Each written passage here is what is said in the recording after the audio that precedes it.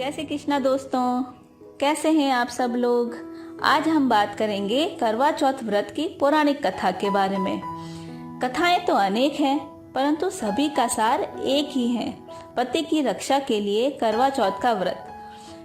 वैसे यह व्रत सौभाग्य स्त्रों का ही पर्व माना गया है, मगर कुंवारी कन्याएं भी यह व्रत करके गौरी पूजन करके शिव जैसे वर की कामना करती हैं।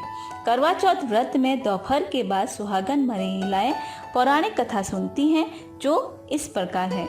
महाभारत काल में जब एक समय पांडव अर्जुन नीलगिरी पर्वत पर तप करने चले गए और काफी समय तक नहीं लौटे, तो द्रौपदी चिंता में डूब गई।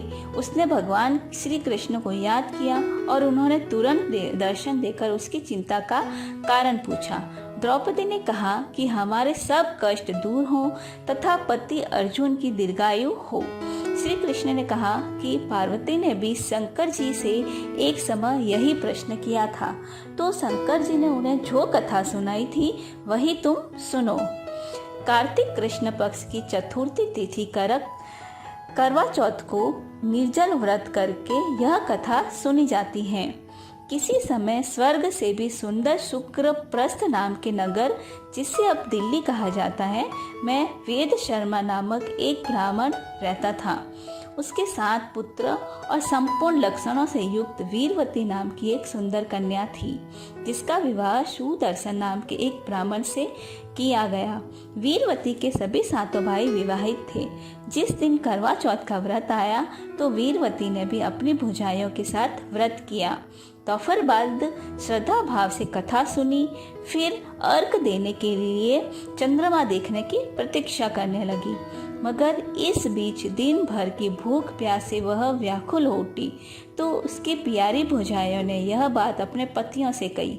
भाई भी बहन की पीड़ा से द्रवित हो उठे और उन्होंने जंगल में एक वृक्ष के ऊपर आग लगाकर आगे कपड़ा तान कर नकली चंद्रमा सा दृश्य बना डाला और घर आकर बहन से कहा कि चंद्रमा निकल आया है। तो बहन ने नकली चंद्रमा को अर्घ देकर भोजन कर लिया, मगर उसका व्रत नकली चंद्रमा को अर्घ देने से खंडित हो गया और जब वह ससुराल लौटी तो पति को गंभीर बीमारी तथा बेहोश पाया और वह उसे वही अवस्था में साल भर लिए बैठी रही।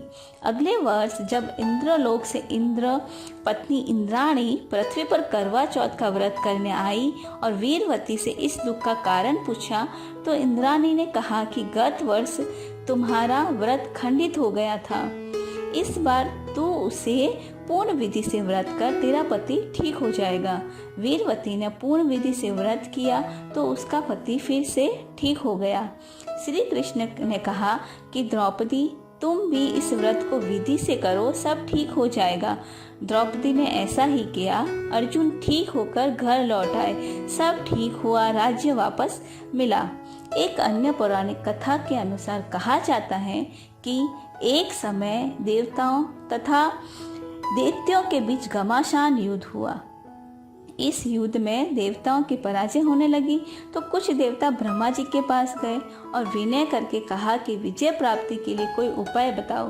तो ब्रह्मा जी ने देवताओं से कहा कि यदि तुम्हारी रक्षा के लिए आप तुम्हारी पत्नियां कार्तिक मास के कृष्ण पक्ष की चतुर्थी को पूर्ण विधि से व्रत करें और रात्रि को चंद्रोदय होने पर उसे अर्घ देकर भोजन करें तथा दिन में गणेश पूजा करें, तो आपकी पत्नियों का सुहाग अटल रहेगा और आप सबकी दीर्घायु होगी।